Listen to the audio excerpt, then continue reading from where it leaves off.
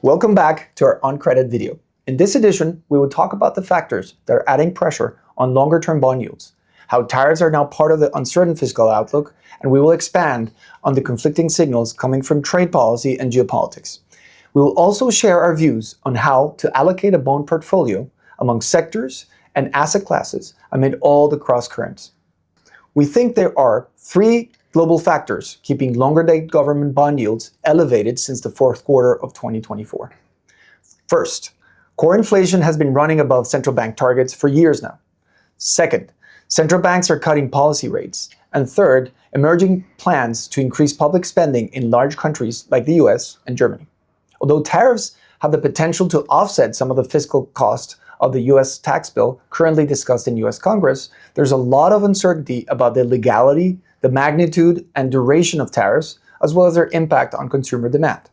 Effectively, there is a low level of confidence associated with any estimated tax revenue raised by the tariffs. As the uncertainty around tariffs has implications on fiscal policy, it is adding to the uncertainty about Treasury bond issuance next year, which has added upward pressure on longer-term bond yields. Trade policy and geopolitics have been sending conflicting signals on Treasury bonds. On the one hand, trade and geopolitics have eroded growth expectations, which have tended to push yields lower. On the other hand, trade and geopolitics have increased inflation expectations via higher imported goods and oil prices, which tend to push yields higher. In our view, policy uncertainty will phase out over time, but in the meantime, we would take the opportunity to add more longer-term yields if the 10-year Treasury yield reaches somewhere around 4.75, 5%. So now let me ask Marcelo, how do you see the current market backdrop and the implications for companies and sectors under your coverage? Hi, Alejandro. I think your initial comments give a great summary of the main drivers currently affecting markets and companies we follow. Tariffs were a very hot topic back in April after Liberation Day, in which President Trump announced tariffs against several countries. That led to very high market volatility. Over time, markets and credit spreads recovered as negotiations started and after tariff implementations were postponed. Then geopolitical concerns started to increase, particularly now in June with the Israel-Iran conflict. If history is a good guide, most geopolitical events in the past had a moderate negative impact on credit spreads, which recovered relatively quickly, usually in about 1 month. In fact, this week I wrote about this topic and discussed the impact of geopolitics on credit in our weekly Globe publication. I believe it could be an interesting read for those interested in learning more about it. Now, when it comes to investment in corporate bonds, it all comes down to credit quality. We follow actively 80 companies, and we met with several of them recently, including at our Itaú Latam CEO conference in New York. Most companies we follow are in good shape and should be able to navigate the tariff and geopolitical challenges. Of course, there are exceptions. For example, right now, we are cautious on the petrochemical sector and on some companies that are highly levered and have limited hard currency revenues. Alejandro, back to you. What are your thoughts on the latest US earnings season? Thank you, Marcelo. So I'll share a couple of points. So first, the reported first quarter earnings are expected to grow somewhere around 4.9 versus a year ago, which is about the 8th straight expansion, but the slowest rate since the fourth quarter of 2023. The earnings growth rate has slowed in the first quarter and is expected to be about half the 5-year and the 10-year averages. The second quarter is estimated somewhere around 4.92, showing stability compared to the first quarter, but substantially lower to the initial estimate of 9.3% back in March of this year. Recent earnings trends are probably reflecting some normalization in economic activity.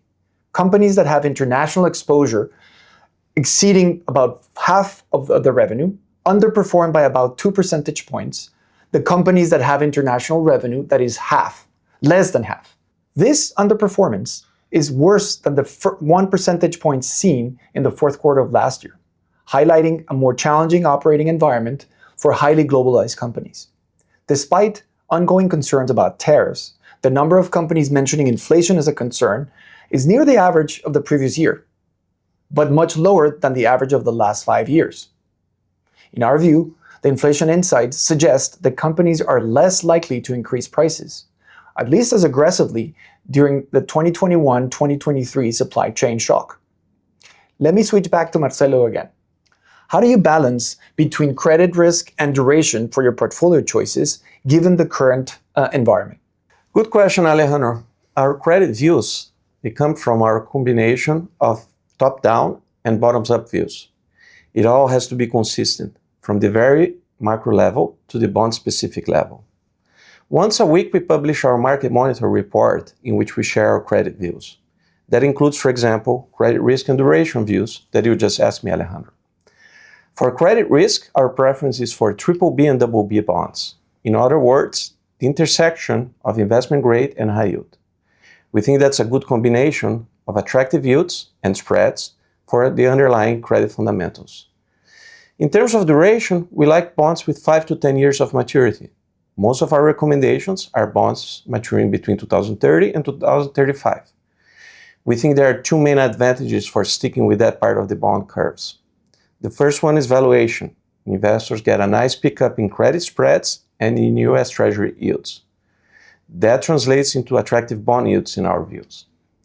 The second advantage is investors lock in higher yields to protect against a scenario of lower rates in the coming years. Staying very short in duration made sense when the US Treasury curve was inverted and when rates were going up. That is not the case right now. At the same time, going too long, beyond 10 years, is risky, and with very few exceptions, we don't think investors are compensated enough in yield and in spread for being very long in duration. Maybe a follow-up question. How do you think about allocating between corporate and sovereign EM bonds, and what sectors seem to be the most attractive right now? Thanks, Alejandro. That's another good question. In emerging markets, we look at both sovereign and corporate bonds. Several investors look at just one of them. Either their portfolio is just corporate or just sovereign bonds. We think a combination makes sense, particularly when the corporate spread to the sovereign is not large. We think sovereign bonds can be interesting, especially the ones in the investment grade high yield intersection that I just mentioned. It is also important to highlight sovereign bonds, they tend to have a greater trading liquidity, which usually tightens bid and ask spreads, which in turn lowers transaction cost. As a final reminder, we also have our AMS credit solution for investors who follow our ideas.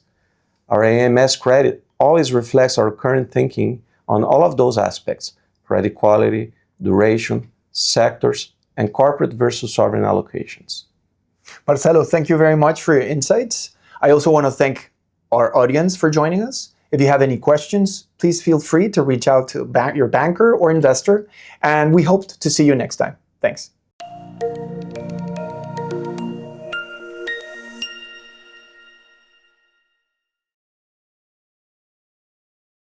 This discussion is intended for informational purposes only. This is not investment research or investment advice, and no recommendation or financial advice is being given. This discussion does not take into account individual investment objectives, financial condition, or investor needs. The views and opinions expressed in this discussion may differ from the views and opinions of other departments or divisions of Ital and its affiliates.